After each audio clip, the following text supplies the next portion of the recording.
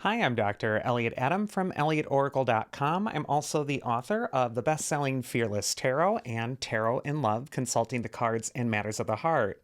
And if you appreciate my fearless approach to tarot that isn't based on negativity, doom, and gloom, you're going to get a lot out of these books. It's going to change how you interact with the cards. So it is time for this week's Oracle reveal. So yesterday on YouTube and Instagram, I placed up a photo of 3 different animals and asked you to use your intuition and just ask yourself which animal's calling to you, because that animal has your message. And the 3 animals were the moth, the whale, and the dog. So if you're just joining me now, ask yourself which animal's getting caught in your head. It doesn't have to be your favorite animal, it just has to be the one that seems to be calling to you, because that animal has your message. First card is the moth spirit, and the card says, surrender now. And moth could be an archetype, an animal archetype of letting go of something that might be lurking in the shadows. The moth is always attracted to the light. And if you're attracted to moth this next week, it could be because you're trying to return to that light in your own life. But in order to get there, you may have to surrender something that might have been blocking you. So whether this is a stress or a worry or just something that's been on your mind a lot, the moth could tell you to fearlessly go into the dark and face that shadow and also surrender it. First card for moth is where it's best to place your focus, and appropriately we get the judgment card. And the angel of judgment blows the trumpet on the card, and all the dead rise out of the grave to live once again. And what judgment can really be a symbol for is rebirth and renewal. There is the sense that your higher self is waking you up, blasting the trumpet, and the dead parts of yourself are going to start to come back to life again. These could be old, forsaken dreams, or things that you might have gotten out of touch with in yourself that might have been the magical part of you, or the part that felt most true or authentic. And yet that angel of judgment is about being aware, being awake, and then living fully again. So I just kind of feel like this is a time to wake up. And maybe the thing that you need to surrender now is the thing that feels deadened within you, the thing that's been deadening you, the blockage, the thing that's been the biggest worry. Next, we got the advice from your inner wisdom, and we got another major arcana card here with the Wheel of Fortune.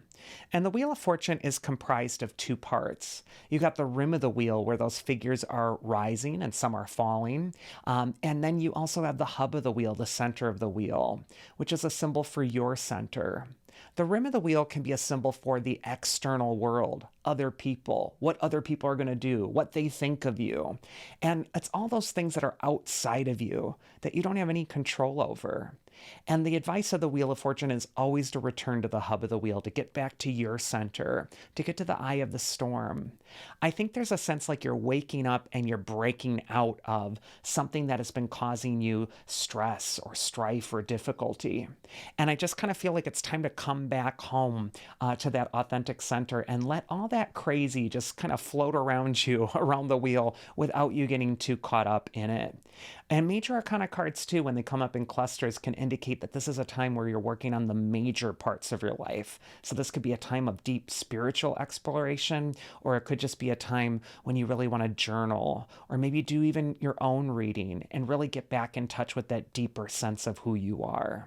And the mythic archetype that's going to aid you this next week is actually Eris. She's the goddess of strife and the goddess of discord. And when we couple her with that moth message of what it's time to surrender. It's time to surrender the source of your strife. What is causing you to wake up every day and feel like you're getting ready for battle? You're kind of putting your armor on. You're expecting tension. You're expecting a fight. Eris could say it's time to acknowledge what those things are. It's time to surrender those things. Because when we wake up and we're stressed and we're ready for conflict, we're going to get conflict. And so this might be a time when you're just accepting what is. And you're saying, you know what? I release it. I accept it. It's there. I'm not going to fight against this reality. I feel like there's a natural current or a natural flow that is getting you back in touch with your magic. And you really want to listen to that. And you don't want to get in the weeds with Eris, the goddess of discord, chewing on your resentments, chewing on the things that are triggering you. You really want to come back home to what makes you feel light, centered, and free. Next, we got the whale spirit, and this card says, trust the great mystery. And whale takes the deep dive into the waters of your own wisdom. The whale is the record keeper of the animal kingdom. The whale remembers. And so this could be a time again where for whale, this could be a time to jump into something and really accept that you don't know how it's all going to go. It's a bit of a mystery. And yet you really want to trust your own wisdom and follow where those currents are leading you. First card for whale is where it's best to place your focus. And we get another major arcana card here in the strength card. And strength is such a lovely symbol because it says that the thing that's in your life that feels so out of control is something that you can manage, but you do need to make a choice. The lion on the strength card represents those things that feel out of control. They're different for everybody. Sometimes the lion is your fear. Sometimes it's your anger. Sometimes it's a deep issue that you're dealing with or grappling with that seems so powerful and could consume you if you're not moderating it. And yet the woman on the strength card in the white dress is a symbol for your higher self. And she's subduing the lion. She's gently closing its jaws so it doesn't consume her.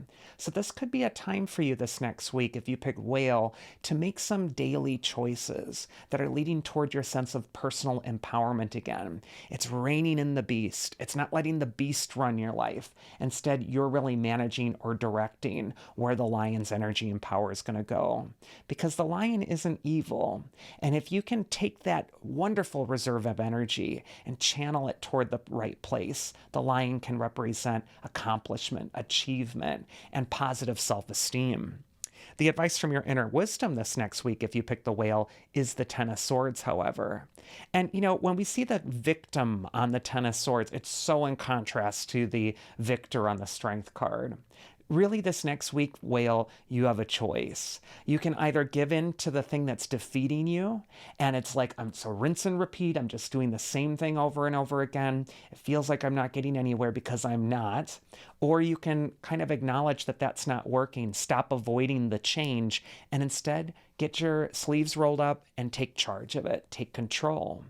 Also, the Ten of Swords shows the victim with the swords in his back, and they're in his back because he wasn't facing the conflict. He's turning away from it. He's like, la, la, la, everything's fine, and then everything catches up with him. So I feel for these two cards that this is a time for you to really choose what's going to make you powerful and also makes you face or confront the thing that's been stalking you in the shadows. It's time to look at your fear and move forward anyway. And the mythic archetype that's going to help you this next week is Hebe. And she's a card that says spiritual sustenance. She's the cupbearer of the gods. She's the one who replenishes their youth. And so this could be a time where you're doing a cleanse. You're cleansing out the things that are keeping you feeling like you're just kind of sapping your energy or not really feeling as emboldened. Also, Hebe could say that it's time to lighten up. It's time to play. It's time to let that inner child take the lead. And I just get the feeling with these two cards, it's like if it isn't something that really serves you, why do it anymore? Why even bother with that? It's time to instead really take charge of your life and really steer yourself toward what's going to make you feel empowered this next week, not disempowered. And then finally, we have the dog spirit, and this card says, be loyal to what you love, and be loyal to who you love. The dog is that symbol, that archetype of unconditional love. And so this could be a time where you're really just opening yourself to that message, and you're really just letting love be the answer. First card for dog is where it's best to place your focus. And we get another major arcana card this week with the star card. And I just love the star card because in the major arcana, it appears after some of the most challenging cards. So after we go through the lessons of the hangman and our sacrifices, and then the death card, which is the ending of things as they were. And before we do, battle with the devil, we get a little oasis of temperance, but then we have to face our shadow self. And then we have to deal with the breakdown of the tower. And then after all that self-work, we get to the star, which is that symbol of hope renewed. And I just kind of get this feeling for the dog. It's like no matter how bad it's felt or no matter how difficult it feels, no matter what's triggering you right now, you need to know that there's still hope. and you're going to get out of this, and you're going to see that light at the end of the tunnel. You need to be loyal to what you love, because that's going to guide you back to that starlight, that transcendent inner wisdom that's going to help you look at everything in context. Next, we got the advice from your inner wisdom this next week, and we see another swords card in the Five of Swords. And for me, the Five of Swords can represent that you want to pace yourself. You want to not take on more than you can handle this next week. You do have that message of the star, which is like, there's hope. You're going to get through this. It's going to be okay. But I also get the feeling like there's just a lot on your plate right now. And the last thing you want to do is be a people pleaser this next week, where you're like, oh yeah, I can do that. Oh, and more? Oh, sure, I'll do that too. And oh yeah, you need that? Okay, I'll do that. I feel like you're going to bog yourself down. So Five of Swords is just saying prioritize what needs your attention most importantly right now, and save all that other extra stuff for later. And then we got the mythic archetype that's going to help you, and we get Pandora. And actually, her card says, it's kind of funny, gift of hope.